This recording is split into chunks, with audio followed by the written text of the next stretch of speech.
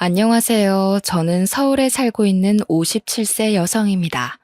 제게 아주 특별한 친구가 한 명 있어서 이렇게 사연글을 적어봅니다. 같은 동네에서 태어나서 어릴 때부터 같이 지내던 친구였는데요. 25년이 넘게 지났지만 그녀를 제 머릿속에서 지울 수 없는 이유는 친해서가 아닙니다. 지금 그녀의 얼굴을 떠올려도 이가 갈릴 정도로 앙숙지간이기 때문이죠. 그 친구 때문에 저뿐만 아니라 제 딸까지 모진 고생을 해야만 했습니다. 왜 그 친구가 저를 괴롭힌 이유는 어이없게도 제게 열등감을 느꼈기 때문입니다. 그녀가 가졌던 열등감은 시간이 지나면서 도가 지나쳐서 넘어서는 안 되는 선을 넘고 말았습니다. 그리고 생각지도 못한 처참한 결과를 불러왔죠. 저는 강원도의 산골 마을에서 가난한 농부의 딸로 태어났습니다. 제가 살았던 동네는 워낙 작아서 동네 사람들 모두 한 가족처럼 지냈습니다. 김장철이 되면 다 같이 모여서 김장을 했고, 누군가 세상을 떠나서 상을 당하면 모두들 자기 일처럼 돈을 내서 장례를 치르기도 했습니다. 아이들도 마찬가지였어요. 또래가 몇 명 되지 않아서 저희들은 친형제처럼 지냈습니다. 아무 집에나 가도 밥을 줬고 학교를 다니면서부터는 같이 숙제를 하다가 밤이 늦으면 스스럼 없이 친구의 집에서 자기도 했어요. 하지만 딱 한 집만이 그렇게 지내지 않았습니다. 순자와 저는 동갑이었는데 저처럼 평판이 좋지는 않았습니다. 그 집은 동네 사람들 사이에서 원성이 자자했거든요. 축협이 고위 간부였던 순자의 아버지는 알부자로 소문이 나 있었습니다. 원래 시골 마을에서는 농협이나 축협 간부가 군수 이상으로 대접받았지만 그렇다고 엄청난 돈을 받는 것도 아니었습니다. 하지만 순자 아버지는 아주 넓은 밭과 산을 가지고 있었습니다. 순자 아버지가 돈을 모은 비결은 바로 은밀하게 받은 뒷돈이었습니다. 대출이나 융자가 필요한 사람들에게 알신을 해주고 대출금의 일부분을 챙겨갔거든요. 그리고 윗선에도 상납을 하면서 입마금을 했습니다. 게다가 권력이 있는 사람한테는 비굴하게 손바닥을 비볐고 자기보다 아래인 약한 자에게는 거들먹거리는 위선적인 인간이었습니다. 순잔의 엄마는 동네 사람들을 대상으로 사채까지 돌리고 있었죠. 저희 동네뿐만 아니라 근처 이웃 동네에도 엄청나게 높은 이자를 받는다는 소문이 파다했을 정도입니다. 평상시에는 모두들 순자네를 손가락질했지만 정작 돈이 급할 때는 별 수 없이 순자 엄마를 찾아갔습니다. 저희 동네에는 신용 문제가 있는 사람이 꽤 있었거든요. 하지만 돈을 제때 갚지 못하면 큰 봉변을 당할 각오를 해야만 했습니다. 제가 큰 소동을 본 날에도 순자네 엄마가 난리를 피우고 있었습니다. 아니, 김씨, 돈을 빌려갈 때는 굽신거리더니 왜 돈을 안 갚는 거야? 화장실 갈 때하고 나올 때 다르다더니 이래도 되는 거야? 순자네도 알겠지만 올해 과수원 사과 농사를 완전 망쳐버렸어. 여유가 되면 갚을 테니까 조금만 기다려줘. 무슨 말 같지도 않은 소리를 하는 거야? 누군 땅 파서 장사하는 줄 알아? 다음 달까지 원금의 이자까지 못 갚으면 과수원 압류해버릴 테니 그렇게 알아. 이웃 마을에서 과수원을 하고 있는 집 아주머니가 암에 걸려서 수술을 받아야 하는데 돈이 모자라서 순자네 엄마한테 사채를 빌렸다고 하더라고요. 그런데 한 번으로 끝날 줄 알았던 수술이 2번을 더 받아야 했고 항암 기간도 계속 연장되어서 돈이 계속 부족했다고 합니다. 그래서 순자 엄마에게 여러 차례 돈을 빌렸는데 1년 만에 이자가 눈덩이처럼 불어나서 감당하기 힘들어졌다고 해요. 과수원 아저씨는 그래도 이웃 동네에 사는데 설마 압류까지 할까라고 생각했는데 순자 엄마는 정말로 기한을 넘겨버리자 바로 과수원을 압류해버렸어요. 그래서 과수원 아저씨가 저희 동네까지 찾아와서 물건을 집어던지기 시작했죠. 순자네가 어떻게 나한테 이럴 수가 있어. 과수원을 빼앗아가면 나보고 죽으라는 소리야? 죽든 살든 그건 내 할 바가 아니고 나는 법대로 할 테니까 알아서 해. 아저씨가 화를 내다가 제발 살려달라고 빌었지만 순자 엄마는 결국 과수원을 빼앗아 버렸어요. 결국 아저씨는 모든 걸 잃고 거지꼴이 되어서 마을을 떠나야만 했죠. 그 정도로 돈에 관해서는 인정사정 봐주지 않는 악독한 사람이 순자네 엄마였어요. 순자네는 이런 식으로 돈을 갈퀴로 모아서 풍족했지만 동네에서는 놀부집으로 통할 정도로 동네 사람들에게 악평이 자자했어요. 순자는 그런 엄마의 더러운 성격을 그대로 물려받았는지 친구들에게 갑질을 해댔습니다. 어느 날은 고급 학용품으로 친구를 몸종처럼 부리려고 하더라고요. 야, 너희들 이리 와봐. 이 크레파스 보여? 엄청 좋아 보이지? 이거 미국에서 사온 거야. 내일부터 일주일 동안 내 가방 들어주는 사람은 이 크레파스 줄게. 순자는 친구들에게 자기가 가진 고급 학용품으로 친구들을 꼬셨습니다. 저희들은 순자를 피했지만 귀한 과자나 장난감의 유혹은 거부하기 힘들었어요. 몇몇 친구들은 순자가 주는 물건을 가지려고 몸종 노릇을 자청했는데 저는 순자가 아무리 좋은 물건으로 유혹해도 넘어가지 않았어요. 그래서인지 순자가 유독 저만 보면 몸종 제안을 하더라고요. 경미야, 내 가방 들어주면 1,000원 줄게. 오늘 가방은 하나도 안 무거워. 한번 들어봐. 야, 내가 그까지 돈 때문에 네 몸종 노릇까지 할 것 같니? 10,000원을 줘도 안 해. 집이 부자라고 사람 우습게 보지 마. 저는 코웃음을 치면서 순자의 요구를 거절해버렸더니 순자의 얼굴이 벌겋게 달아올랐어요. 그 길로 다른 친구들도 저를 따라 순자를 무시하기 시작했습니다. 안 그래도 인기 없는 순자가 왕따를 당한 데에는 이유가 다 있었습니다. 순자가 잘난 척하고 친구들을 무시하는 데다가 정말 못생겼거든요. 눈이 작고 못생겨서 단추구멍이라는 별명을 가지고 있었습니다. 거기에 더해서 들창코에 주걱턱까지 가지고 있어서 여자인 제가 봐도 정말이지 못생긴 애였어요. 하지만 저는 어릴 때부터 예쁘다는 소리를 수없이 들으면서 자랐습니다. 초등학교 고학년이 되자 이목구비가 더 뚜렷해졌고 미스코리아감이란 말까지 듣게 되었죠. 저희 엄마도 저만 보면 순자 이야기를 꺼내며 한숨을 내쉬었습니다. 아휴, 네가 순자네처럼 돈 있는 부모만 만났어도 미스코리아는 그냥 되는 건데 돈이 웬수지. TV에 나온 아역 배우보다 우리 딸이 더 예쁘더라. 저희 엄마만 제 외모 칭찬을 하는 것이 아니었습니다. 주위에서 예쁜 딸을 둬서 좋겠다는 말을 들을 때마다 엄마가 엄청 좋아하셨거든요. 한편으로는 제 미모를 그냥 썩혀야 하는 걸 안타까워 하셨어요. 남학생들 사이에서 제 인기는 하늘을 찔렀고 반면에 순자는 남학생들 사이에서는 비웃음거리가 되어가고 있었습니다. 야, 단추구멍 지나간다. 단추구멍이 오늘도 1,000원 줄 테니까 뭐 사오라고 했다며? 사람이 어떻게 저 모양으로 생길 수가 있냐? 인성이라도 좋던가. 이거 못생긴 정도가 아니라 괴물이야, 괴물. 남자애들은 순자가 드는 앞에서 대놓고 헐뜯기 시작했어요. 순자는 그때마다 남자들에게 인기가 많아지고 있는 제게 심한 외모 컴플렉스를 느끼고 있었더라고요. 순자의 외모 컴플렉스는 중학생이 된 다음에 더 심해졌어요. 학교 축제날이 다가오자 사회자로 제가 뽑히니까 순자가 또 저를 불러세웠죠. 방과 후에 저를 분식집으로 데리고 가서는 맛있는 음식을 사주면서 이렇게 말하였습니다. 경미야, 오늘은 내가 쏠게. 먹고 싶은 거 마음대로 먹어. 뒤가 웬일이야? 나한테 부탁할 거리라도 있어? 사실 이번에 축제 사회자 말이야. 나한테 넘겨주면 안 될까? 순자는 전교생 앞에서 축제 행사를 진행하는 사회를 보고 싶다고 하더라고요. 그래서 사회자로 뽑힌 제게 선생님께 가서 순자를 추천해달라고 말하는 것이었습니다. 뭐? 내가 왜 널 추천해야 하는데? 내가 안 하겠다고 하면 그 자리가 너한테 간다는 보장이라도 있어? 추천한다고 해도 선생님이 안 된다고 할 수도 있어. 응, 있어. 아버지가 이미 교장 선생님께 말해놨다고 했거든. 역시 순자는 믿는 구석이 있어서 저한테 말해달라는 것이었습니다. 그래야 편법을 쓴 티도 안 나고 애들한테 인기를 얻을 테니까요.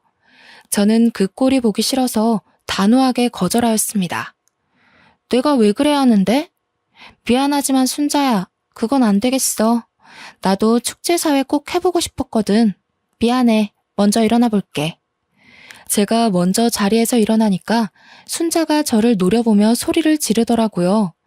자기 멋대로 안 되니까 또 성질을 부리며 쌍욕을 내뱉고 있었습니다. 야, 넌 얼굴도 예쁘고 인기도 많잖아. 사회자 정도는 나한테 양보해줄 수 있는 거 아니야? 그것도 양보 못해? 이 가증스러운 년아. 이래놓고 애들 앞에서 착한 척 할 거지? 뭐? 가증스러운 년? 너 말 다 했어? 나 애들한테 다 이럴 거야. 너 이런 식으로 하면 애들한테 미움만 받아. 정신 차리고 똑바로 살라고. 제가 지지 않고 똑같이 소리치니까 순자가 욕을 하면서 제 머리채를 잡고 흔들었어요. 저는 갑작스러운 순자의 행동에 놀라 속수무책으로 당하고만 있었죠. 분식집 아주머니가 말려서 겨우 순자의 소나기에서 물러날 수 있었는데요. 순자는 뭐가 억울한지 펑펑 울면서 주저앉아 있더라고요.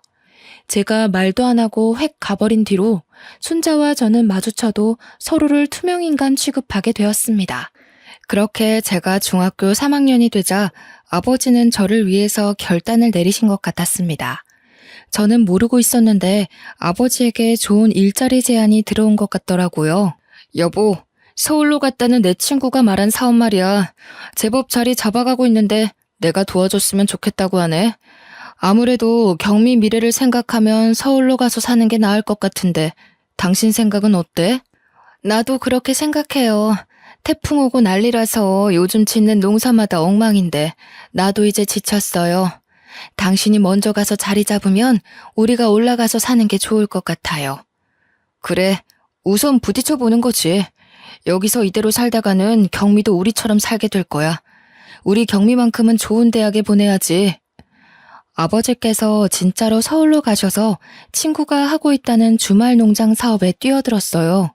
사업이 생각보다 잘 되어서 엄마와 저는 가진 재산을 전부 처분해서 서울로 올라가게 되었어요. 처음에는 단칸 월세방에서 시작해서 엄청난 고생을 한 끝에 5년 만에 겨우 전셋집을 마련하고 자리를 잡게 되었죠.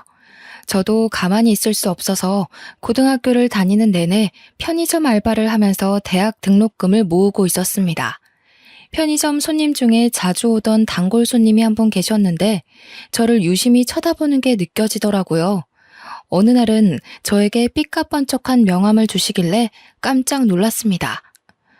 내가 전부터 지켜봤는데 키도 크고 늘씬해서 딱 우리 교복 모델하면 좋을 것 같더라고. 혹시 간단하게 사진 몇 장만 찍어볼 생각 없어? 뜻밖의 제안이라 뭐라고 대답을 못하고 있었는데 사장님께서 생각해보고 연락을 하라고 하시더군요. 혹시 사기는 아닐까 하는 생각이 들어서 무시하려고 했지만 그놈의 돈이 문제였습니다. 급식비를 못 낼 것 같은 상황이 찾아오자 사장님의 스튜디오를 찾아가게 되었죠. 그래서 교복 모델로 데뷔를 하게 되었는데 나중에는 방송 광고도 찍게 되었고 돈도 제법 벌게 되었습니다. 사장님도 저를 좋게 보고 저한테 이것저것 많이 제안을 해주셨죠. 경미야, 전문적으로 배우해볼 생각 없어? 내가 아는 방송 PD들이 있는데 원하면 소개시켜줄게. 아니에요. 전 연기하는 데는 소질 없어요. 그리고 배우들은 저보다 훨씬 예쁘잖아요. 아니야. 이번에 데뷔한 배우 보니까 너보다 못생겼더라. 네가 더 예쁘고 끼도 많으니까 단역부터 시작해봐. 사장님은 배우를 해볼 생각이 없냐고 끈질기게 물어봤지만 저는 거절했어요. 잡지나 광고 모델을 하는 것과는 배우는 근본적으로 다른 일인 것 같아서 부담이 됐거든요. 남다른 외모 덕분에 대학 등록금을 어렵지 않게 마련한 저는 부모님의 도움을 받지 않고 원하던 대학에 들어가게 되었습니다. 그런데 대학에 들어간 뒤에 순자를 우연히 만나게 되었는데요. 어머, 경미야, 이게 얼마만이야? 너무 반가워. 오랜만이다. 잘 지냈어? 다시 만나니 반갑네. 사실 순자를 다시 만난 게 그다지 좋지 않아서 얼굴에 티가 났을 거예요. 제가 배우를 거절한 이유도 표정 관리를 못해서였거든요.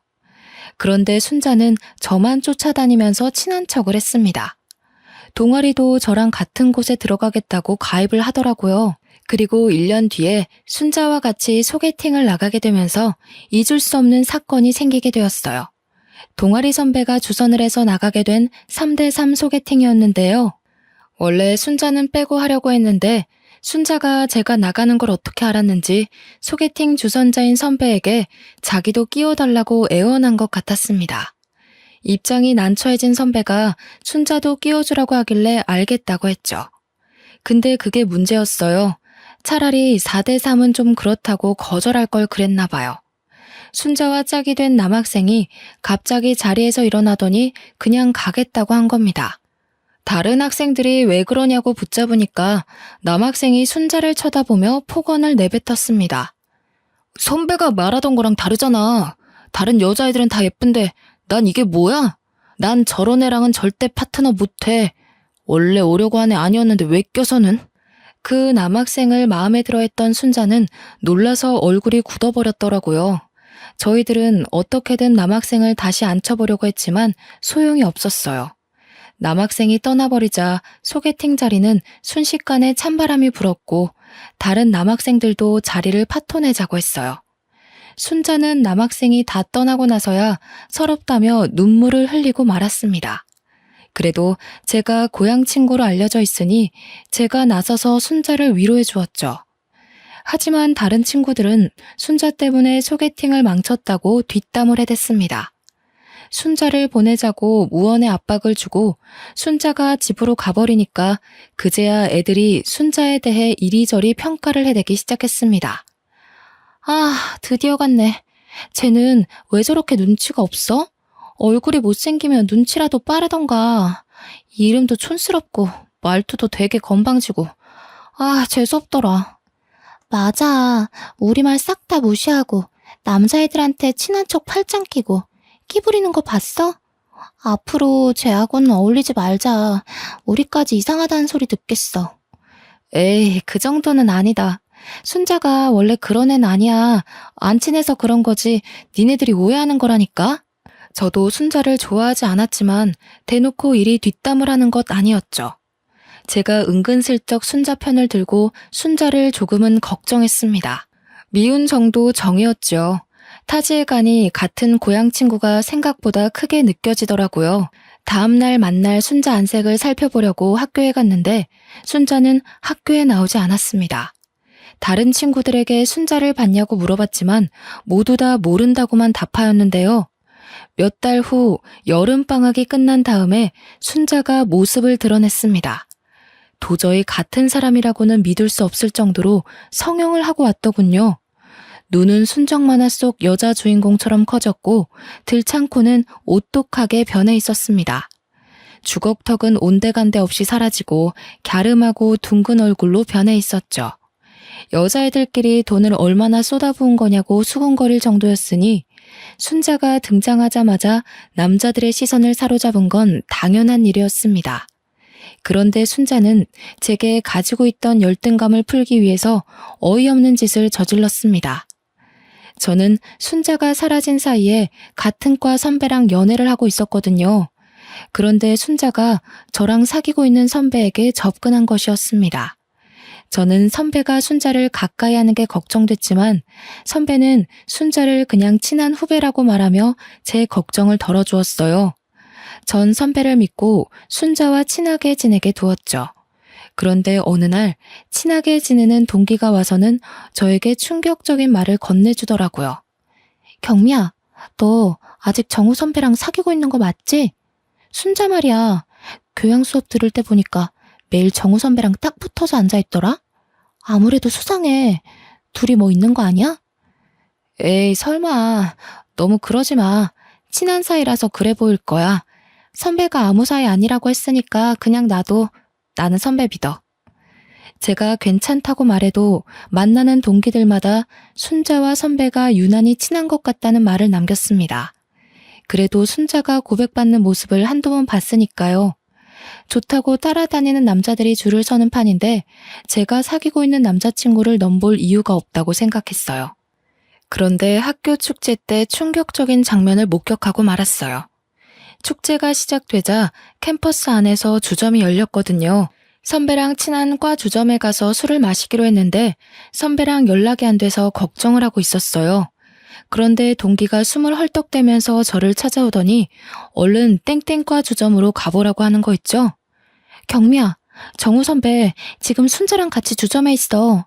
내가 보니까 엄청 취한 것 같아. 누가? 선배가? 선배가 순자랑 있다고? 지금 이럴 때가 아니야. 분위기 이상하니까 얼른 가보라고. 저는 동기 등살에 못 이겨 선배가 있다는 주점으로 달려갔습니다. 그런데 선배가 술에 취해 순자를 끌어안고 키스를 하고 있더라고요. 그걸 지켜보던 사람들은 환호성을 지르고 있어서 머릿속이 새하얘지고 말았습니다. 여러분 모두 박수와 환호성, 이벤트 당첨입니다. 새로운 커플과 탄생을 축하해주세요. 주점에서 베스트 커플을 뽑는 이벤트를 했던 것 같습니다. 선배가 정신을 못 차리고 순자를 계속 붙들고 있길래 그 모습을 보고 뚜껑이 확 열리면서 이성을 잃고 말았습니다. 야, 김순자, 너 지금 뭐 하고 있는 거야? 지금 당장 나와. 이거 나, 왜 이래? 제가 순자의 머리채를 잡고 주점 밖으로 끌고 나왔는데요. 선배가 바닥을 기어다니며 순자를 찾고 있길래 어떻게 선배를 구워 삶았나 분노가 치밀어 올랐습니다. 너 선배한테 무슨 짓 했어? 뭘 얼마나 먹였길래 선배가 저리 됐냐고. 그리고 너 머리가 어떻게 됐니? 어떻게 내 남자친구를 건드려? 선배한테 침이라도 발라줬어? 그리고 선배가 먼저 나한테 접근했어. 몰래 만나자고 했다고. 그러니까 이참에 헤어져. 우리 사이 방해하지 말고 꺼지라고. 뭐? 이게 미쳤나? 너 학교 생활 어떻게 하려고 그래? 네가 선배 꼬시고 다니는 거 학교에 소문 다 났어. 그 소문 네가 낸 거 아니야? 내가 예뻐져서 질투하는 거잖아. 제가 정신 차리라고 하는데도 순자는 오히려 큰 소리를 쳐서 그날 순자와 싸웠다는 소문이 과 전체에 났습니다. 끝까지 선배를 감싸면서 소문을 해명하고 다녔는데 몇 달 뒤에 선배가 헤어지자고 하더라고요. 경미야, 우리 헤어지자. 미안해. 순자가 임신을 했다고 해서 나도 어쩔 수가 없었어. 저는 그 말을 듣고 정신이 아득해지면서 몸이 휘청거리고 말았습니다. 선배는 저를 생각해서 거리를 두려고 했는데 순자가 끈질기게 달라붙는 바람에 같이 술을 먹었다고 하는데요. 그날도 선배가 술에 취하는 바람에 기억이 하나도 나지 않았는데 순자가 갑자기 책임지라는 말을 했다고 합니다. 순자 말로는 선배가 술에 취해 순자에게 그 짓을 저질렀다고 하죠. 그래서 어쩔 수 없이 순자의 부탁을 들어주게 되었다며 제 눈을 피해서 몇 달 동안 동거를 한 사실을 털어놓았습니다. 그래서 저는 바로 순자를 찾아갔습니다. 순자야, 나 선배한테 다 들었어. 이게 지금 무슨 짓이야? 다른 남자애들한테 고백도 받았잖아. 왜 우리 선배인데? 말 좀 해봐. 내가 네 남친 꼬시면 안 되니? 이제 신경 쓰지 마. 우린 곧 결혼할 거거든. 뭐? 이년이 진짜 미쳐도 더럽게 미쳤나. 내가 너 결혼하게 그냥 둘 줄 알아? 순자가 뻔뻔하게 나오자 저도 모르게 화가 나서 순자의 머리채를 잡고 흔들다가 밀쳐버렸습니다. 넘어진 순자는 앙칼진 표정으로 저를 노려보면서 일어나려다가 배를 움켜쥐면서 다시 쓰러지고 말았습니다. 순자 다리 쪽을 살펴보니 하혈을 하고 있더라고요. 깜짝 놀란 저는 구급차를 불러서 순자를 병원으로 옮겼습니다. 진찰을 한 의사는 다행히 태아는 무사하다고 했는데요. 덕분에 저희 부모님도 순자의 임신을 알게 되었죠. 응급실까지 찾아와서는 저를 이렇게 위로하셨습니다. 순자가 진짜 뺏었다는 증거도 없고 어쩌겠니? 결혼한 남편도 아니고 포기해라. 그냥 똥 밟았다고 생각하고 울지 마, 우리 아가. 다른 사람이 바람 피는 것 같다고 말하더라도 믿고 기다릴 정도로 사랑하던 사람이었습니다. 그때까지는 눈물만 나오고 분했는데 선배가 진짜로 순자의 병문안을 오고 지극정성 병간호를 하는 모습을 보고 정신적인 충격을 받았습니다. 선배랑 순자가 결혼한다는 소식을 소문으로만 듣고 한 달이 넘게 집 밖으로 나가지도 못하고 폐인처럼 누워만 있었죠. 그래도 만병통치약이라는 시간 덕분에 정신을 차릴 수 있었습니다. 이것으로 순자와 저의 악연은 끝이라고 생각하고 기운내서 열심히 살기로 마음을 먹었는데요. 선배를 만나지 않기 위해 한 학기만 휴학을 하고 다시 복학해 쭉 학교를 다니다가 졸업을 하고 직장을 다니게 되었습니다. 직장 생활을 하면서 은이라는 친한 여직원과 친하게 지내고 있었죠. 은희의 사촌 오빠는 잠실 야구장 근처에서 피자 가게를 하고 있었습니다. 프로야구 경기가 있어서 바쁜 날이면 은희에게 알바를 해달라고 부탁을 하곤 했는데요. 그때마다 은희가 꼭 저를 불러서 피자 가게 일을 같이 했습니다. 그러다 은희의 사촌 오빠랑 친해져서 프로야구 시즌 중에는 주말마다 가게로 가서 일손을 도와주었습니다. 일손을 도와줘서 고맙다며 밥이랑 술을 얻어먹다 보니 그냥 친한 사이가 아니라 남녀 관계로 변해가기 시작했습니다. 그런데 은희가 자기 사촌 오빠랑 가까워지는 걸 걱정스러워 하더라고요. 경미야, 솔직히 말해봐. 우리 오빠랑 사귀지? 아니, 그건 아닌데 솔직히 말하면 남자처럼 느껴지긴 해. 너한테는 말 못했는데 너 몰래 만난 적이 몇 번 있었거든. 은희는 제가 자기 오빠를 좋아하고 있다는 걸 알자 뜻밖의 말을 꺼내놓았습니다. 나도 둘이 몰래 만나고 있는 거 알고 있었어. 그래서 너도 이제는 알아야 할 것 같아서 말하는데. 뭘 말하려고 이렇게 뜸을 들여? 설마 사촌 오빠한테 여친이라도 있는 거야? 우리 오빠가 참 좋은 사람이긴 한데 사실 결혼한 적이 있어서 좀 그래. 차라리 여친이 있다는 말이 더 나을 뻔했습니다. 총각인 줄 알았는데 결혼을 한 적 있었다니. 남편은 그 사실을 숨기고 저를 쭉 만나왔던 것이었습니다. 은희가 하는 말을 들어보니 사촌 오빠가 결혼하고 아내가 갑자기 심장 발작으로 세상을 떠났다고 하는데요. 다행히 딸린 애는 없어서 다행이었습니다. 남편을 너무 좋아해서 그랬던 걸까요? 바람 펴서 이혼당했거나 성격이 이상해서 이혼당한 것이 아니라서 다행이라는 생각이 먼저 들더군요. 그러니까 잘 생각하고 결정해. 오빠한테는 내가 말했다고 하지 말고 너한테 말 안 하면 안 될 것 같아서 말하는 거야. 그것 말고는 우리 오빠 진짜 좋은 남자야. 저는 은희에게 생각해보겠다고 말하고 하루 종일 고민해보았습니다. 하지만 아내가 갑자기 세상을 떠서 솔로가 된 것이고 애도 없으니 괜찮을 거라는 생각만 들었죠. 그래서 남편에게 연락해보니 남편이 은희에게 모든 걸 전해들은 모양이었습니다. 저한테 미리 말 못해서 미안하다고 하더군요. 은희한테 들었지? 내가 직접 말해야 하는데 계속 미뤄서 미안해. 막상 말하려고 하니까 입이 안 떨어져서. 그래서 너한테 좋아한다는 말도 못하고 있었어. 이젠 너랑 진지하게 만나보고 싶은데 어떻게 안 될까? 남편은 용기를 내서 제게 결혼을 전제로 만나보자고 했고 저는 이미 마음의 결정을 한 상태여서 기쁘게 받아들였습니다. 결혼 후에 저희 부부는 피자 가게를 운영하면서 딸을 낳고 남부럽지 않게 행복하게 살고 있었어요. 가게를 하면서 바쁘게 사는 사이에 딸이 고등학생이 되었고 그때부터 제게 고민이 하나 생겼죠. 딸은 저를 하나도 닮지 않아서 엄마인 제가 봐도 아주 못생겼습니다. 게다가 고등학생이 되면서 살이 조금씩 불어나더니 20살을 넘기자 몸무게 숫자가 세 자리를 찍어버린 겁니다. 다이어트란 다이어트는 전부 해봤지만 소용없었어요. 단식 프로그램이나 살을 빼준다는 각종 프로그램에 참가했지만 그때뿐이었고 요요 현상으로 살이 더 찌는 상황이 찾아왔습니다. 저는 당연히 제 딸이니까 항상 사랑으로 보듬어주고 예쁘게 말하려고 노력했는데요. 그런데 순자가 제 딸을 볼 때마다 못생기고 뚱뚱하다며 비웃었어요. 고향 친구들을 만나려고 제가 예전에 살았던 시골로 내려갔을 때였어요. 친구들이 저를 만나자마자 몇 년 전에 순자가 고향 마을로 귀농을 했다고 말해주더라고요. 남편이 하던 사업이 망할 징조를 보이자 그냥 고향으로 돌아가서 친정 부모님이 가지고 있는 땅에 농사를 지으면서 살기로 했다는 겁니다. 그래서 한 번씩 고향에 내려가면 싫어도 순자와 다시 마주치게 되었죠. 이제 순자를 더 이상 마주칠 일은 없을 거라고 생각했는데 세상 일이란 게 마음대로 되는 게 없더군요. 그렇지만 순자를 피하려고 고향 친구들과의 인연을 끊을 수 없었어요. 고향 친구 어머니가 돌아가셔서 급하게 장례식장을 방문했는데 순자가 그 자리에서조차 저를 씹어댔어요.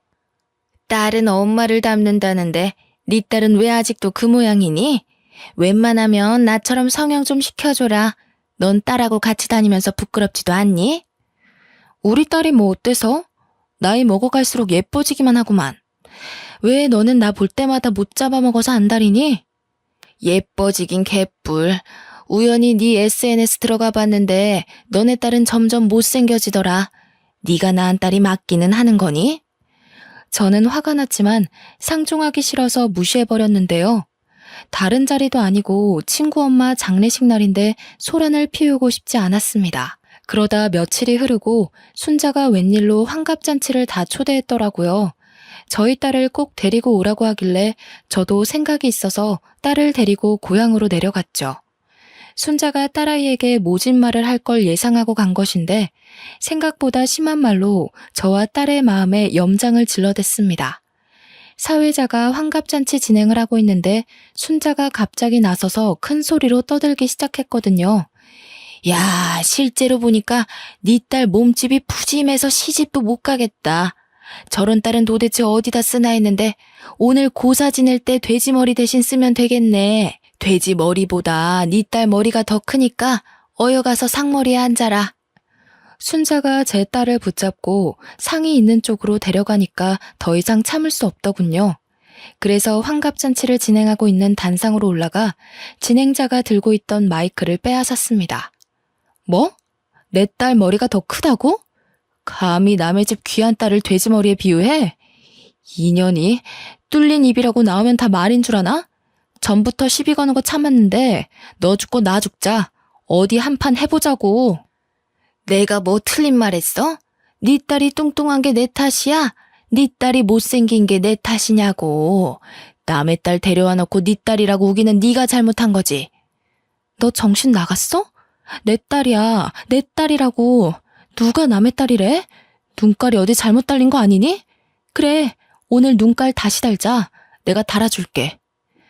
지금까지 참던 분이 치밀어 올라 마이크를 집어던지고 순자에게 달려가 얼굴을 손가락으로 잡아뜯고 말았습니다. 덕분에 순자가 아프다고 소리를 지르며 한바탕 크게 싸우게 되었죠. 한순간에 엉망이 되어버렸습니다.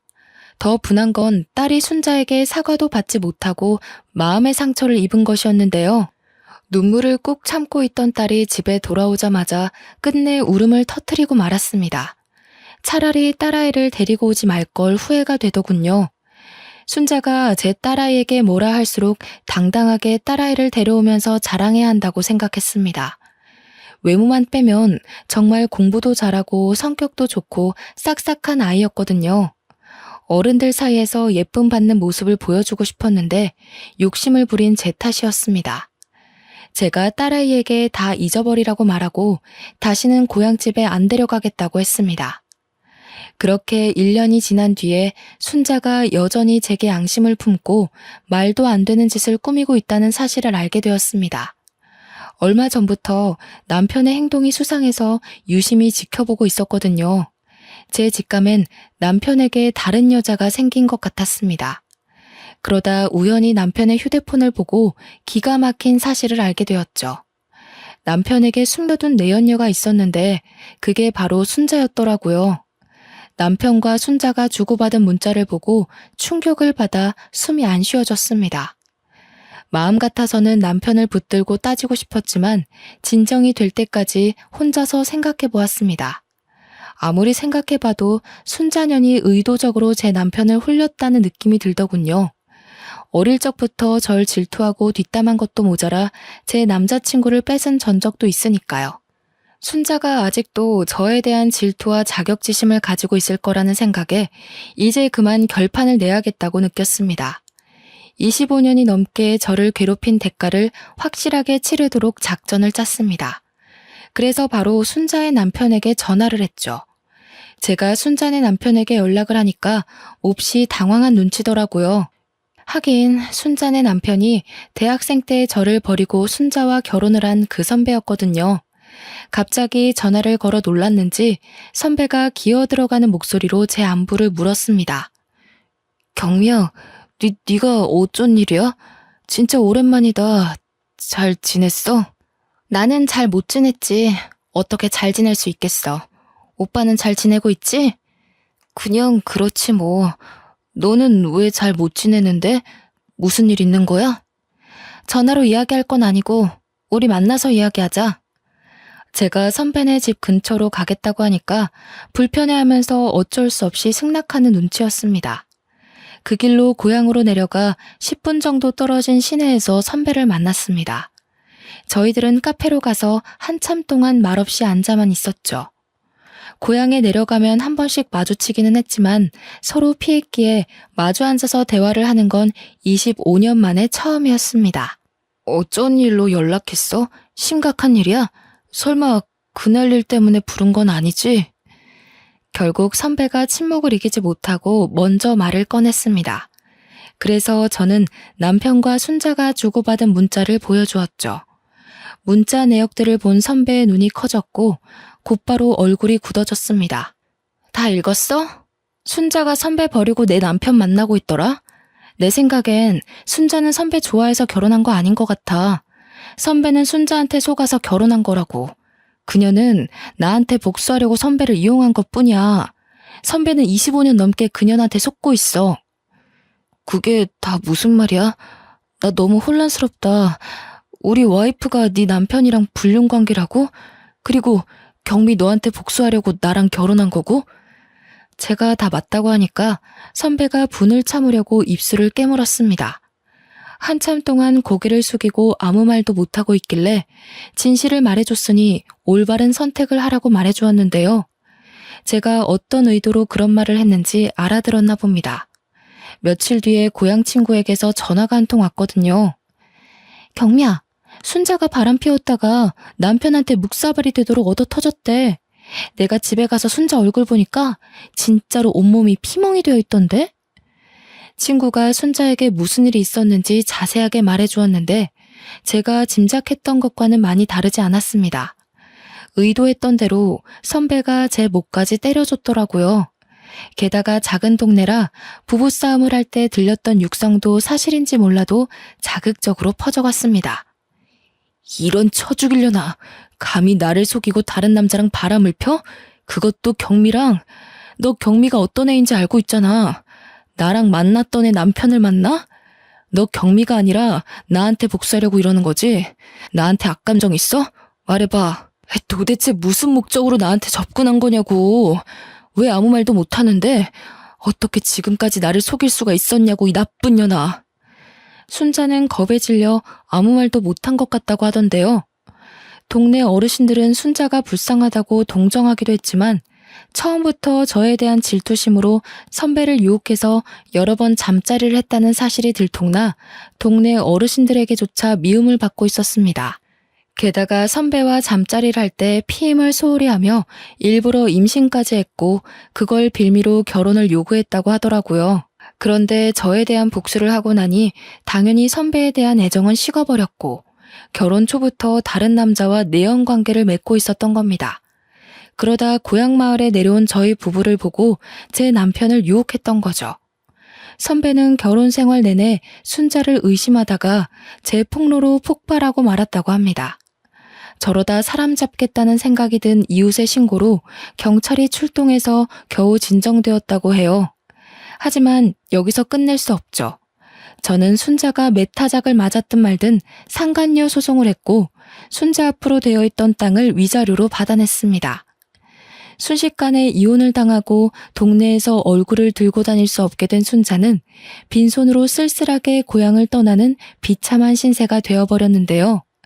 당연히 저도 순자와 바람이 난 남편에게 이혼을 선포했습니다. 남편이 한 번만 용서해달라고 빌었지만 저희는 아직 별거를 하고 있는 중이죠. 말로만 들었던 황혼 이혼을 제가 다 고민하고 있다니 믿기지가 않습니다. 딸아이가 1년 전에 좋은 남자를 만나서 결혼식을 올려서 그때까지만 버티려다가 지금까지 이혼 소송을 안 걸고 있네요. 저희 딸이 데려온 사위는 딸처럼 덩치가 좋은 유도 선수 출신의 사위여서 든든합니다. 내년이면 손주가 세상에 나올 예정이라서 슬픈 소식을 들려주고 싶지 않은데요. 이렇게 오랜 시간이 지나다 보니 굳이 호적상으로 정리를 해야 하나 걱정이 됩니다. 이제야 주변이 잠잠해지고 좋은 소식만 들려오고 있는데 갑자기 이혼한다고 나서면 눈앞이 깜깜해질 것 같거든요. 여러분들은 부디 이런 일 없이 늘 행복하고 건강하시길 바랍니다.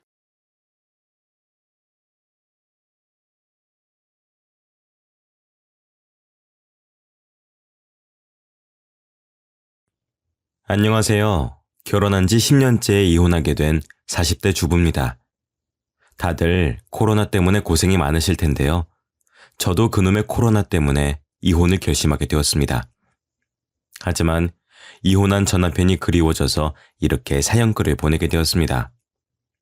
이혼해놓고 무슨 말을 하나 싶으실 겁니다. 제가 남편을 불쌍하게 여기고 딱하게 여기는 이유를 말씀드리려면 저희 부부가 이제 막 아이를 가졌을 때부터 아셔야 됩니다. 신혼여행을 갔을 때 아이를 가지게 되었는데 남편이 다짜고짜 시어머니와 같이 살자는 거 있죠. 친정엄마랑 같이 사는 거 반대할 땐 언제고 막무가내로 어머님을 데리고 와서 어이가 없었습니다. 저희 남편이 장남도 아니고 큰형이 있는데도 자기가 굳이 모시겠다고 하더라고요.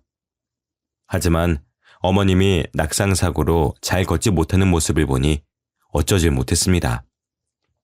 시어머니 성격도 보통이 아니라서 면전에서 대놓고 같이 살기 어려울 것 같다고 말도 못했죠. 시어머니와 8년을 같이 살면서 돌아가실 때까지 어려워했지만 그때는 나이가 어려서 어머님께 대들지도 못했었거든요. 아들 하나를 키우면서 또 어머님도 돌봐드리며 힘겹게 살아가고 있었는데요. 시어머니 눈치를 보면서 사느라 조금 힘들었지만 남편이 제 편을 들어주니 괜찮았습니다. 하지만 한 번씩 고비가 찾아오더라고요.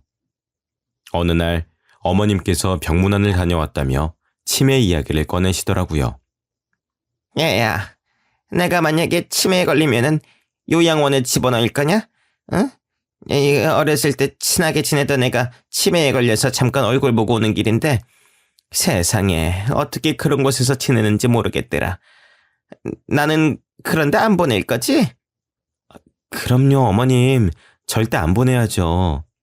설마 지금까지 잘 모시고 살고 있는데 어머님 치매 걸렸다고 요양원에 보내겠어요? 치매 노인이라니. 벽에 똥칠할 때까지 산다는 말이 있을 정도로 극악의 난이도가 아닌가요? 차라리 갓난아기 2명을 동시에 키우면 키웠지 치매 노인과는 못 살았습니다.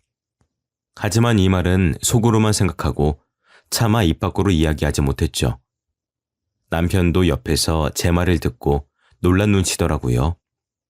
제 속도 모르고 정말 그럴 거냐고 따지길래 나중에 이야기하자고 속닥거렸습니다. 그리고 안방으로 가서 남편에게 미리 말해두었죠. 당신 어머님 앞에서 그런 것 좀 묻지 마. 어머님 앞에서 직접 모시겠다고 하지. 그러면은 시설에 보내겠다고 하겠어? 지금은 멀쩡하시니까 모실 수 있겠지만 어머니 치매 걸리면은 나 못 모셔. 당신 장남도 아닌데 괜히 어머님 모시겠다고 나서서 지금 이러는 거 아니야. 그러니까 어머님 아프시면 괜히 모시겠다고 하지 말고 요양원이든 병원이든 아무데나 입원시켜. 세상에 어떻게 그래. 지금 우리 형이 형편이 안 좋아서 이러는 건데 우리가 모실 수 있을 때까지 모셔야지. 그럼 우리 엄마는? 우리 엄마도 안 아픈 데가 없는데 혼자 지내고 계셔. 내가 외동딸이라 모실 사람도 없다고. 근데 당신이 결혼하자마자 데려와서 이러는 거 아니야. 신혼 때 시어머니 모시는 거 협의도 안 해놓고 끝까지 이럴 거야? 장모님이랑 우리 엄마는 다르지. 우리 엄마가 더 심각하니까 이러는 거 아니야. 우리 엄마 앞에서는 효녀인 척 가증스럽게 연기해놓고 이러기야? 나 참 어이가 없어서. 남편이 버럭 소리를 질러놓고 나가버리길래 속에서 열불이 났죠. 자기 엄마만 엄마인가요? 우리 엄마가 치매에 걸리면 어떻게 해야 하나 고민될 정도인데 어떻게 피도 안 섞인 노인네 똥기저귀를 갈아주면서 살겠습니까? 남편은 친정엄마 똥기저귀를 갈아줄 수 있을까 하는 마음이 들어서 짜증이 났죠. 이러다 남편과 싸울 것 같아서 안방에 계속 남아 있었는데 어머님께서 문을 벌컥 열고 들어오셨습니다. 내 아들한테 다 들었다. 네가 치매 걸려도 절대 못 모시고 산다고 했다며? 시설에 보내버리라는 말을 어떻게 그렇게 쉽게 하니? 내 앞에서는 친정엄마 같다. 딸처럼 생각해달라. 별소리를 다 하더만. 네? 갑자기 들어오셔서 무슨 말씀하시는 거예요? 진짜로 저희 남편이 다 말했다고요? 너 모르는 척 시침이 떼지 마라. 속으로 음흉한 생각하고 있었으면서 감히 나를 속여? 여보, 이리 들어와 봐. 어머님한테 도대체 무슨 말을 한 거야? 우리 아들은 왜 부르니? 나한테 탈탈 털릴 것 같아서 부르는 게야? 그러니까 뒤에서 음흉한 짓을 하지를 말든가. 어머님, 음흉한 짓이라뇨. 제발 제 입장도 좀 생각해 주세요. 저희 엄마도 지금 몸이 안 좋으세요. 결혼할 때 친정이랑 합가하는 거 반대하셔놓고 지금 뭐라고 하시는 거예요? 어머니만 소중하세요? 저희 엄마 모시고 저도 같이 살고 싶다고요. 그래. 네 말대로 내가 시설에 들어가마. 나 치매니까 들어가겠다고. 가증스러운 년. 얼마나 내가 보기 싫었을까. 너 같은 년이랑 같이 사니까 내가 저주받은 거 아니야. 멀쩡하던 내가 다 치매에 걸리는 거 보니까 네가 나 볼 때마다 속으로 별의별 주문을 다 외우고 저주를 퍼부었나 보다. 네? 지금 그게 무슨 말씀이세요? 어머님이 치매에 걸리셨다고요? 그래. 응? 내가 시설에 보낼 치매 노인이 나다. 왜? 못 믿겠어? 얘다. 이거 봐라. 내 치매 진단서다. 어머님이 던진 진단서를 살펴보니 정말로 치매가 맞았습니다. 병문안을 간다고 나선 게 요즘 따라 깜빡깜빡하는 게 이상해 치매 검사를 받으러 간 거라고 하시더라고요. 그런데 정말로 치매 초기 진단을 받고 충격을 받으셨다고 합니다. 저는 어머님이 치매에 걸린 줄도 모르고 남편에게 한 말인데 남편은 그걸 그대로 일러바친 거였죠. 시어머니의 치매 진단을 남편이 저보다 먼저 알았는지 놀라지도 않더라고요. 둘이서 일부러 제 속마음을 떠보고 테스트한 것이었습니다.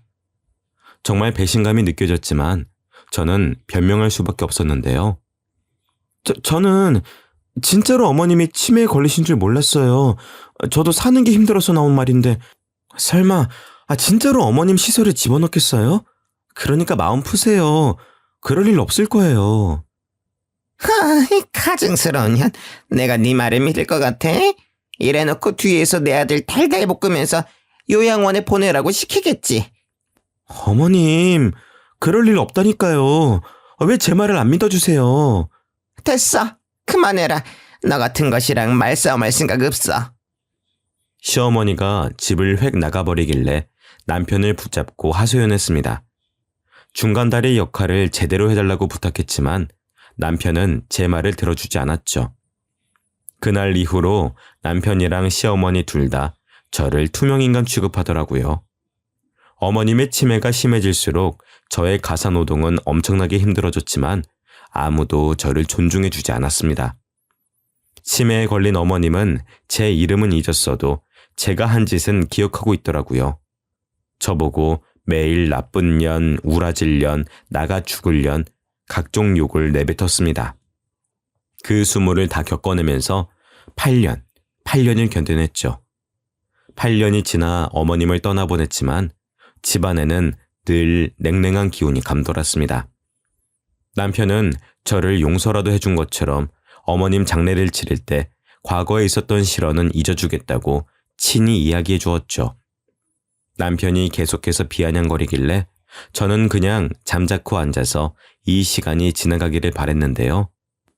남편과 저는 정말 살얼음판을 걷는 것 같았습니다.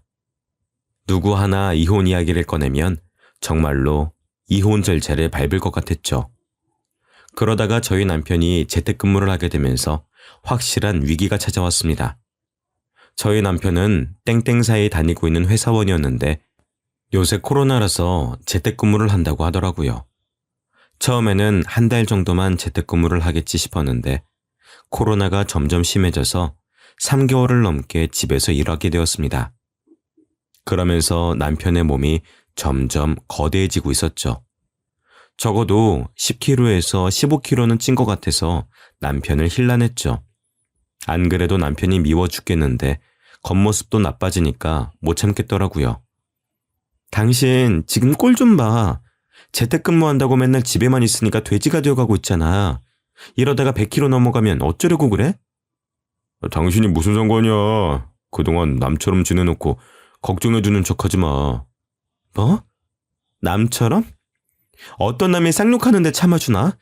당신 어머니가 나한테 쌍욕을 해도 참았어. 내가 시어머니 친딸처럼 챙겨주고 돌봐준 건 생각도 안 하는 거야? 치매에 걸리면 시설에 잡아놓는다고 말한 사람이 누구였어?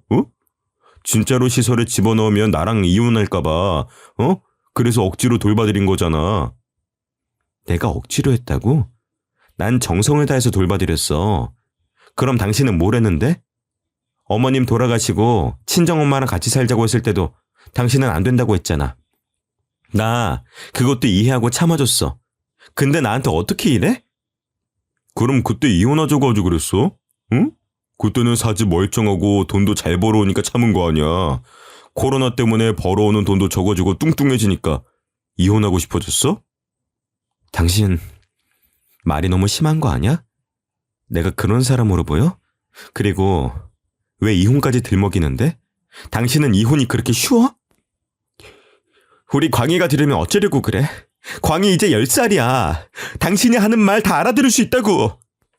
제가 눈물을 터뜨리면서 소리치니까 남편이 집을 나가버리더라고요.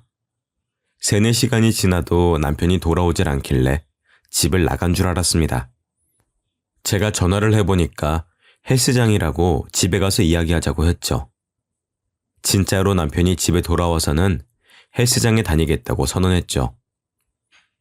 찬바람 쐬면서 생각해봤는데 내가 심한 말 한 것 같더라고. 내가 봐도 살 빼야 될 것 같아서 집 앞에 있는 헬스장 등록해놨으니까 걱정하지 마. 최대한 빨리 원래 몸무게로 돌아갈게. 남편이 먼저 화해를 요청하니까 저도 마음이 사르르 녹아버렸습니다. 부부싸움은 칼로 물베기라는 말이 있듯이 늘 이런 식으로 싸우고 화해하니 이혼까지는 안 가는 거였는데요. 하지만 저는 앙금이 남아있었습니다.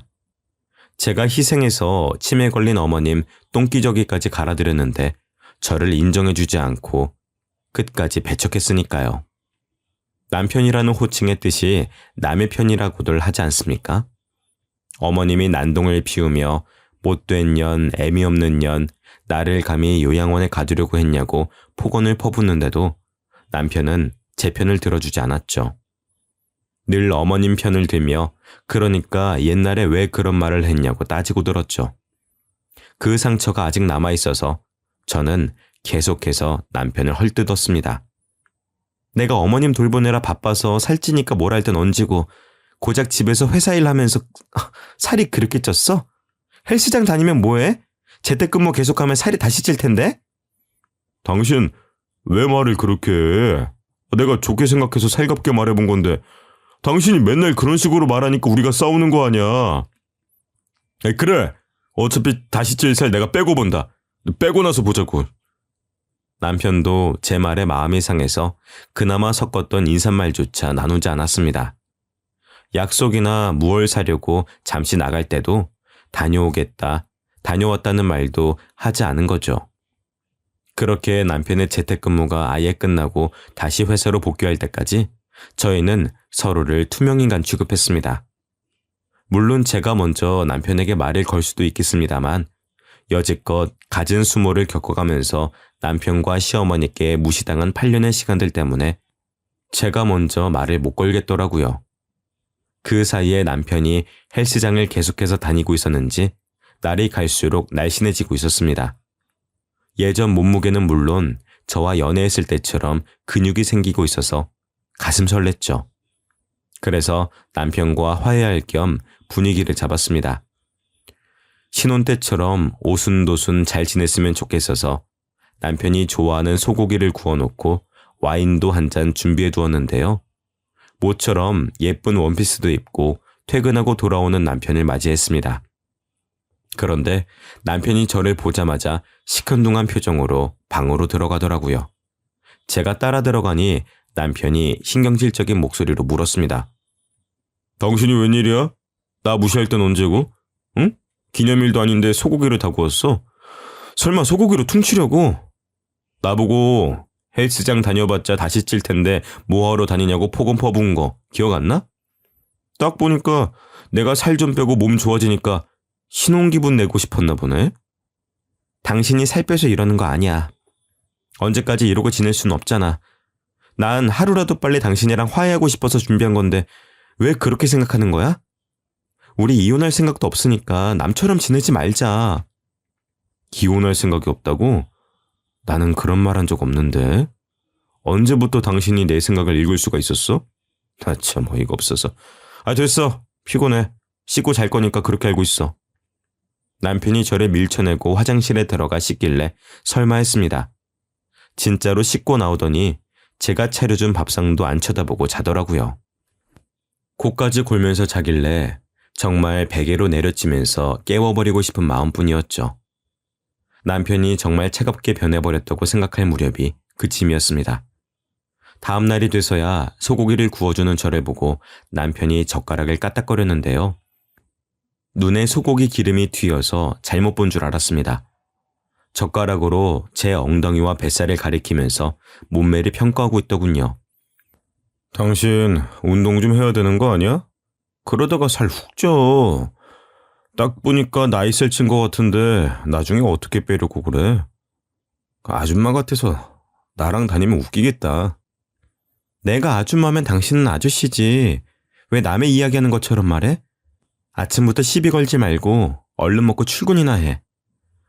난 일하다가 찐 살이라고 해도 당신은 무슨 고생을 했다고 살이 그렇게 찐 거야? 하루 종일 하는 거라고는 청소기 돌리고 설거지하는 것뿐이잖아. 당신도 젊은 애들처럼 필라테스나 요가 같은 거 좀 배워봐. 설마 몇 개월 전에 살 때문에 뭘 한 것 때문에 그래? 지금 복수하는 거냐고. 나이가 몇 살인데 계속 유치하게 굴래? 그만해. 슬슬 짜증나려고 하니까. 짜증내고 싶으면 짜증내. 평소에는 잘만 내더니 웃기시네. 어제 분위기 잡으려고 용 쓰던데 그걸로 신혼 분위기를 어떻게 내려고 했어? 당신 몸만 보면 40대가 아니라 50대야. 여자처럼 안 느껴진다고. 그 말을 듣는 순간 젓가락을 확 내려놓았습니다. 분노와 함께 눈물이 차올라서 남편 눈도 못 쳐다보고 집을 나와버렸죠. 집 근처 공원으로 나와서 동네 사람들이 보든 말든 펑펑 울었던 것 같습니다. 정신없이 울고 나니까 30분이 흘러있더라고요. 이쯤 되면 남편이 회사 가고 없을 것 같아서 집으로 올라갔습니다. 집에 가보니 남편이 식탁에 핸드폰을 두고 갔더라고요. 가져다 둘 생각은 추호도 없어서 구석에 던져두려고 핸드폰을 챙겨들었습니다. 그때 충격적인 장면을 목격했죠. 남편이 무음으로 맞춰뒀는지 핸드폰 알람 소리도 없이 문자가 한 통 왔는데요.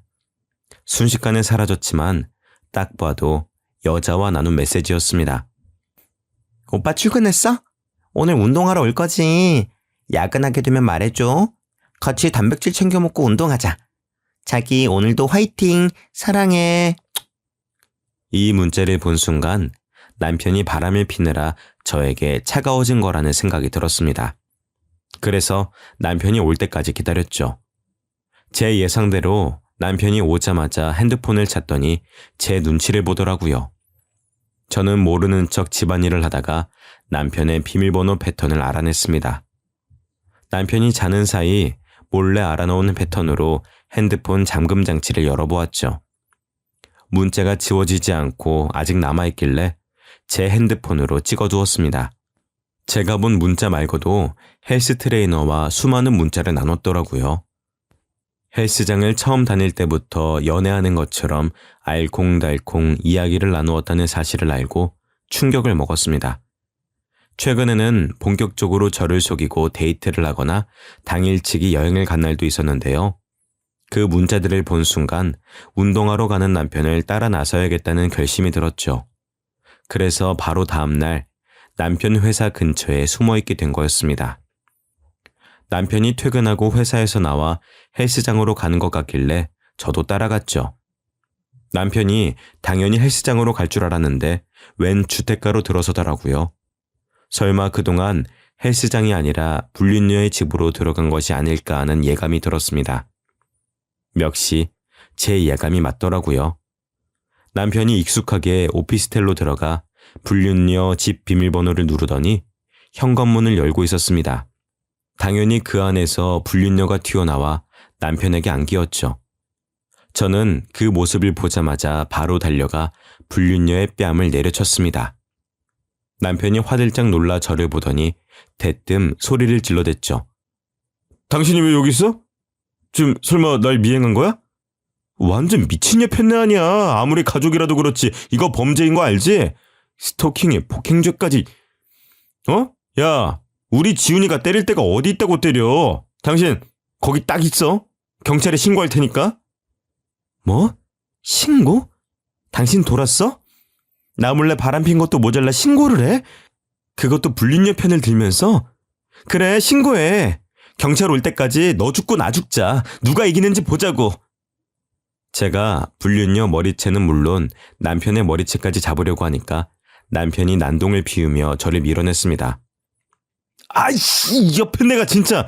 당신이 뚱뚱해서 이러는 거 아니야. 우리 지훈이를 봐. 얼마나 날씬하고 예뻐?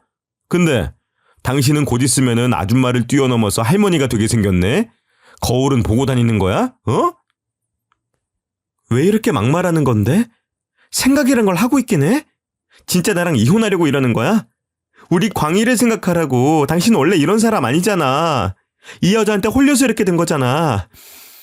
내가 이번 한 번만 봐줄게. 그러니까 우리 돌아가자. 응? 내가 왜? 이 손 놔. 우리 엄마 치매 노인이라고 매일 눈치 주고 집안에서 편하게 못 있게 할 때는 언제고 피해자인 척하는 거야? 다른 여자들은 아무 말 안 하고 시댁살이나 잘한다고 하던데, 응? 당신은 뭐가 그렇게 잘나서 틈만 나면 나한테 뭐라고 하고 시비 걸고 그러냐고. 너 잘난 거 하나도 없잖아. 예쁘기를 해, 날씬하기를 해? 둘 다 부족하면 성격이라도 좋든가. 제가 간절하게 매달리는데도 남편이 제 손을 뿌리치면서 저에 대한 비하 발언을 내뱉더라고요. 기다렸다는 듯이 줄줄이 저에게 욕을 해대는데 정말로 오랫동안 생각해온 진심 같아 보였습니다. 남편이 저 몰래 이런 생각을 하고 있다니. 남편의 손이 제 손이 아닌 제 뺨을 후려치는 기분이 들었죠. 갑자기 몰려오는 배신감에 못 이겨 저도 남편에게 이혼 이야기를 하고 말았습니다. 아, 그러셨어? 당신만 힘들고 불편했다 이거지? 정작 치매 노인 똥기저귀 갈아주고 욕짓거리 다 듣고 산 나는 오죽했겠어? 그래, 8년간의 고생도 이해 못해준 사람이랑 어떻게 살겠니? 당신 나랑 이혼하고 싶어서 이러는 거지? 이혼하자. 지금 당장 이혼하자고. 바라던 바야. 이혼 도장 바로 찍어. 당신이랑 어떻게든 이혼하고 싶었는데 드디어 이혼하게 됐네. 대놓고 바람핀 주제에 내가 그냥 이혼해 줄 것 같아? 불륜 증거 다 모아뒀어. 내가 이혼 소송 걸 테니까 위자료랑 우리 광희 양육비나 준비해. 남편이 이쯤 되면 제게 빌빌거리며 다시 생각해보자고 할 줄 알았습니다. 그런데 콧방귀를 뀌고 불륜녀와 함께 집 안으로 들어가 버리고 말더라고요. 차마 초인종을 누르며 당장 나오라고 이혼하자는 말 취소하라고 할 순 없었습니다. 그저 불륜녀가 사는 집 앞에 주저앉아 눈물만 흘리고 있었죠. 다 울고 나니 혹시나 남편이 돌아오진 않을까 기대했습니다. 제 집으로 들어가 남편을 기다려보았지만 남편은 돌아오지 않더라고요. 실제로 이혼 소송 절차를 밟았는데 한 달 만에 만난 남편은 위자료와 양육비는 얼마든지 줄 수 있다고 호언장담했습니다. 억울한 마음에 높은 금액을 불러 합의하려고 했지만 남편이 불륜녀 자랑을 하면서 진짜로 그 돈을 준다고 하더라고요. 그래서 제가 무슨 돈이 생겨서 이렇게 이혼하려고 하냐고 물었습니다. 무슨 돈이긴, 우리 지훈이가 그러는데 그 정도 돈은 돈도 아니라고 하더라. 껌값이래, 껌값. 지금이라도 당장 줄 수 있다던데? 당신이랑 급이 달라. 헬스 트레이너도 취미로 하고 있는 애라고. 집에서 탱자탱자 노는 당신이랑은 달라. 당신이 찾아온 그 오피스텔 건물도 우리 지훈이 거야. 가지고 있는 건물이 한두 채가 아니라니까. 그래, 너 잘났다. 양육비랑 위자료 못 준다고 하면 바로 고소할 거니까 그렇게 알고 있어. 당신이야말로 나중에 더 달라고 빌빌거리지 마. 추억에 굴지 말라고. 남편이 이혼 후에도 저를 비웃으며 약 올릴 줄은 몰랐습니다.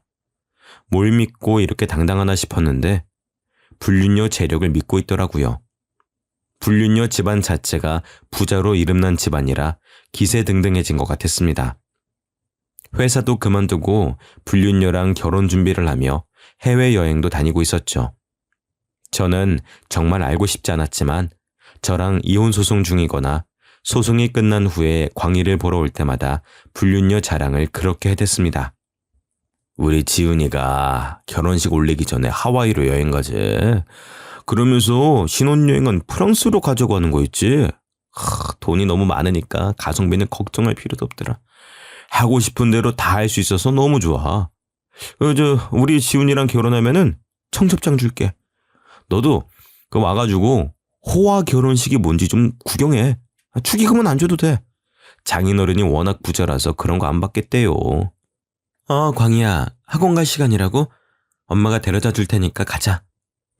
뻔뻔하게도 불륜녀랑 결혼하면 청첩장도 준다고 하길래 못 들은 척 무시했죠. 제 아들도 남편이랑 있는 걸 불편해할 정도로 언행이 심해졌습니다. 나이를 뻘로 먹는지 생각하는 뇌가 없는 것 같았죠. 자기가 하는 말 때문에 아이가 어떻게 변해가는지 모르고 있었습니다.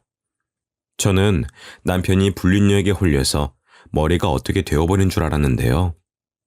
다행히 남편의 불륜녀 자랑도 거기서 끝이 나고 말았습니다. 불륜녀가 운영하는 헬스장 남자 고객과 바람이 폈다는 거 있죠? 남편보다 더 잘생기고 능력 있고 나이까지 어린 남자였습니다. 그 소식을 어떻게 알게 되었냐고요? 남편이 제 발로 집까지 찾아와서 저에게 매달리기 시작했거든요. 여보, 내가 잘못했으니까 우리 다시 합치면 안 될까? 내가 이렇게 빌게. 갑자기 그게 무슨 말이야? 얼마 전까지 당신 불륜녀 자랑을 그렇게 하더만. 지훈이가 나보다 더 젊고 돈 많은 남자랑 도망갔어. PT 해주는 남자 고객 같은데 내 돈 다 가져가서는 연락도 안 받아. 나한테 아버지 사업 핑계대면서 대출까지 쓰게 만들더니 나 그년 때문에 땡전 한 푼도 없어. 오히려 빚만 늘었다고. 그래서 나랑 다시 결혼해서 빚 갚아달라는 말이야? 내가 그래줄 것 같아? 그년이 그렇게 부자라며. 그 남자 질리면 돌아와서 당신 빚을 갚아주겠지. 다시 올 때까지 기다려. 그럼 되겠네. 그년이 안 올 것 같아서 이러는 거야. 그의 아버지 부자인 거 다 거짓말 같아. 꽃뱀인 것 같다고. 나 꽃뱀한테 당한 거야. 그러니까 한 번만 봐주면 안 될까? 꽃뱀한테 홀려서 와이프 버린 놈을 내가 뭐 알아? 집안 망신시킬 일 있어?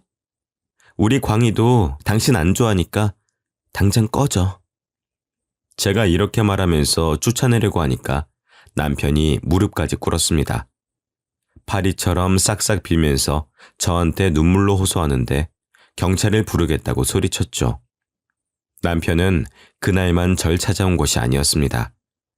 매일 찾아와서 문을 두드리거나 광희를 불러 문을 열게 만들길래 112에 신고해 주거침입죄로 신고한 적도 있었는데요. 진짜로 경찰들이 남편을 잡아가니까 그 뒤로 제 집을 찾아오지 않았습니다. 그렇게 이혼 후 9년이 흘렀습니다. 남편은 당연히 빈털터리가 돼서 양육비도 주지 못하는 상황이었는데요. 불륜녀한테 당한 배신감이 컸는지 결국 남편 지인들도 저에게 SOS 요청을 했습니다. 전화로 남편 사정을 들어보니까 거의 폐인이 되었다고 하더라고요. 순영씨, 우리 형님 좀 다시 만나주면 안 될까요? 순영씨랑 너무 만나고 싶어 하는데 연락할 방법이 어때요? 빚쟁이들 때문에 번호 바꿔서 여기 이 번호로 연락해달라고 하던데 미친 척하고 딱 한 번만 만나줘요. 너무 불쌍해서 그래. 남편 지인이 문자로 전화번호를 전달해 주길래 일단 알겠다고 했습니다. 그동안 무려 9년이라는 시간이 흘러가서 이제 모든 게 덤덤해졌죠. 남편만큼은 아니지만 과거에 제가 잘못한 것들도 생각나서 조금은 후회가 됐습니다. 그때 그런 인신공격을 하지 말고 차분하게 잘 말해볼 걸 하는 그런 반성을 가끔씩 하고 있었거든요. 이런 후회는 둘째치고 남편이 지금은 어떻게 지내고 있는지 궁금하기도 했습니다. 그래서 남편 지인이 준 전화번호로 전화를 걸어보았죠. 제가 여보세요라는 말과 함께 나 순영이야 라고 말하니까 잠시 침묵이 흘렀습니다. 침묵을 깬 사람은 남편이었죠. 순영아, 오랜만이다. 제철이한테는 내 이야기 들었어? 너한테 더 하고 싶은 이야기가 있는데 잠깐만 얼굴 좀 볼 수 있을까? 오랜만에 밥 한 끼 하자. 우리가 만나서 할 이야기가 있을까? 너는 없을지 몰라도 나는 있어. 광희도 보고 싶고. 나도 양육비 주려고 노력할 테니까 한 번만 기회 주라. 남편이 이렇게까지 간곡하게 나오는데 어쩌겠나요? 남편이 만나자는 약속을 잡으려고 하길래 알겠다고 했습니다. 내일 오후 5시 제 집 근처에서 만나자고 하길래 한숨도 못 잤습니다. 불편한 자리가 될 것 같아서 긴장이 되더라고요. 그렇게 다음날 오후 5시가 되어 집 근처 카페로 가니 남편이 먼저 앉아 있었습니다. 정말 몰라보겠더라고요. 제가 살쪘다고 구박했을 때보다 더 쪄서는 100kg은 되어 보였습니다. 처음에 긴가민가해서 조심스럽게 자리에 앉으니 남편이 멋쩍게 웃어 보이며 말했습니다. 너무 변해서 못 알아보겠지. 잘 보일 사람도 없고 일하고 퇴근하고 술 한잔하면서 살다 보니까 이렇게 됐어. 일은 하고 있었던 거야? 제철 씨한테 다 들었어. 거의 폐인처럼 살고 있다며. 집에 틀어박혀서 술만 먹고 사는 거 아니지?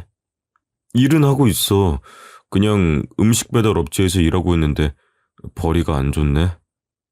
배달 일을 한다고?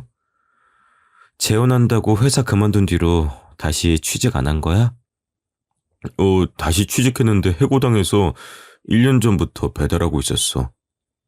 오토바이도 탈 줄 모르면서 무슨 배달을 한다고 그래? 요즘 비도 많이 오고 오토바이 사고 많이 나던데 당신도 조심해. 제가 사고 걱정을 하기 무섭게 남편이 긴 바지를 걷어올려 다친 상처를 보여주었습니다. 딱 봐도 아스팔트 바닥을 그대로 긁은 듯 험악한 상처가 무릎에 나 있더라고요. 병원에 갈 만큼 심각한 상처인데 응급처치를 안 하고 참고 산 것 같았습니다. 제가 그 상처를 보고 놀라니까 남편이 아무렇지 않은 척 어깨를 으쓱거렸죠. 안 그래도 오토바이 타다가 넘어져서 이렇게 상처 나는데 뭘. 며칠 지나면 괜찮아질 거야. 이러지 말고 나랑 같이 병원 가자. 엄청 아플 것 같은데 어떻게 이러고 살았어? 아니야, 우리 광희 양육비 줄 돈도 없는데 무슨 병원이야. 침 바르면 다 나아. 내가 병원비 내줄게. 그러니까 가자. 응? 병원비 말고 나랑 밥 먹어주면 안 될까? 당신이랑 술 한잔하면서 그동안 어떻게 지냈는지 듣고 싶은데. 광희는 잘 지내? 갑자기 보자고 하면 싫어하려나? 광희한테 한번 물어볼게. 광희 요즘 사춘기라서 예민하거든. 당신 만난다는 말 할진 모르겠다. 그렇구나. 역시 나 만나기 싫어하겠지? 나 같아도 안 만날 것 같긴 하다. 남편의 이런 모습을 보니 측은한 마음이 들더라고요. 저는 남편과 이혼하고 필라테스를 배워서 제 집 근처에 필라테스 센터도 세우게 되었습니다. 이제 자리 잡아서 돈도 여유 있게 벌고 20대 때보다 더 멋져졌다는 소리도 듣는걸요.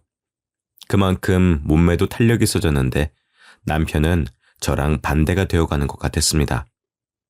제 아들 광희조차 전교 1등을 연이어 기록하며 담임 선생님들조차 서울대를 목표로 하자는 이야기가 나오고 있는데 남편은 날이 갈수록 불쌍하게 사는 것 같아서 눈물이 날 뻔했죠. 행여나 눈물을 흘릴까 억지로 웃어 보이며 남편을 얼른 일으켜 세웠습니다. 그래, 당신 말대로 밥부터 먹자. 우리 소고기에 술 한잔 하자. 내가 쏠게. 소고기는 무슨 소고기야. 삼겹살 먹자. 당신 소고기 좋아하잖아. 입맛 바뀌었어. 오랫동안 소고기 안 먹으니까 냄새나고 뻣뻣하게 싫더라. 돼지고기는 많이 먹을 수 있으니까 그거 먹으러 가자고. 소고기 많이 시켜. 그 정도는 사줄 수 있어. 제가 호의적으로 나오니까 남편 얼굴이 눈에 띄게 밝아지더라고요. 아무리 미워도 우리 광희 아버지니까 먹고 싶은 만큼 다 사주려고 했습니다. 그날 허심탄회하게 이야기하며 실컷 먹고 마시다가 늦은 시간에 헤어졌죠. 정말 그날이 마지막인 줄도 모르고 나눈 식사와 대화였던 것이죠.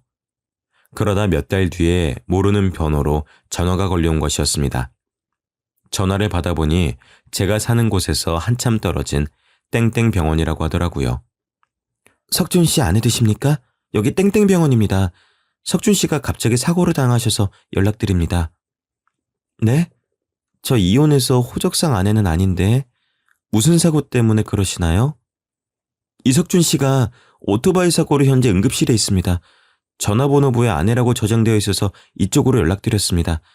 배달일 하시다가 빗길에 큰 사고가 나서 바로 수술 들어가야 되는데요. 보호자분 서명이 필요합니다.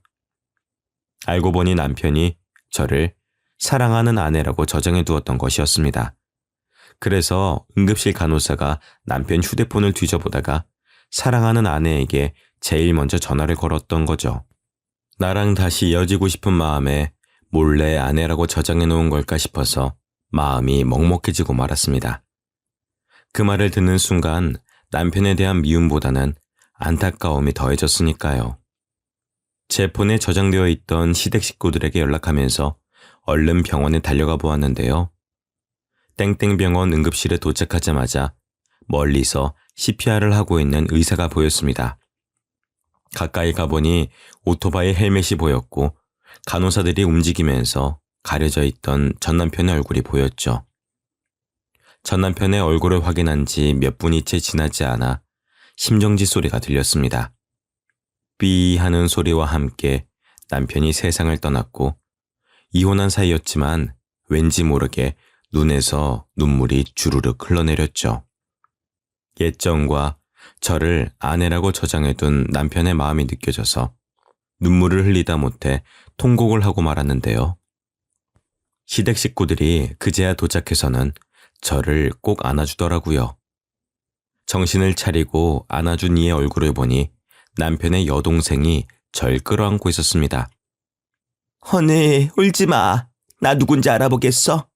나 석준이 오빠 여동생 석희잖아. 진짜 오랜만이다. 오빠 죽고 나서야 이렇게 보게 되네. 내가 정말 미안해. 오빠가 여자한테 홀려서 큰 죄를 졌어. 석희야, 나 어쩌면 좋아. 바람 펴서 다른 여자랑 도망간 놈 뭐가 좋다고 이렇게 눈물이 나오는지 모르겠어. 안 죽었으면 좋았을 텐데 끝까지 나쁜 놈으로 남지. 뭐가 급하다고. 제가 오열하면서 땅을 치니까 신우이가 같이 눈물을 흘려주었습니다. 이혼해서 남이 되었지만 한때는 가족이라고 명절 때마다 만나고 서로를 챙겨주던 사이였으니까요. 이렇게 헤어져서는 안 될 것 같더라고요. 그래서 남편 장례도 제가 챙기고 상주 노릇도 제가 했습니다. 그렇게 남편을 떠나보내고 어느덧 3년이 지났습니다. 시간이 참 빠른 것 같습니다. 시댁 식구들이랑은 지금도 연락하며 지내면서 가족처럼 만나고 있는데요. 제가 비혼을 결심한 뒤로 시댁이 생길 일이 없을 것 같아서 신우이와 신우이 가족들을 영원히 제 시댁 식구로 남겨두려고 합니다. 신우이와 이혼 전보다 더 가깝게 지낸 탓일까요? 요즘 따라 신우이 가족이 된 기분이 듭니다. 여자 하나 잘못 만나 모든 걸 잃어버린 것도 모자라 목숨까지 빼앗긴 제 남편을 생각하니 이제는 남편보다는 불륜녀가 더 미워지기 시작했거든요. 남편을 속인 그 불륜녀에 대한 미움과 분노가 속에서 사그라들지 않는데 이런 감정이 맞긴 할까요? 지인들한테 제 속사정을 이야기하니 불쌍하게 생각할 수는 있지만 분노라고까지는 이해하지 못하겠다고 합니다. 여러분들 생각은 어떠신가요? 궁금한 마음에 이렇게 사연글을 적어 보내봅니다.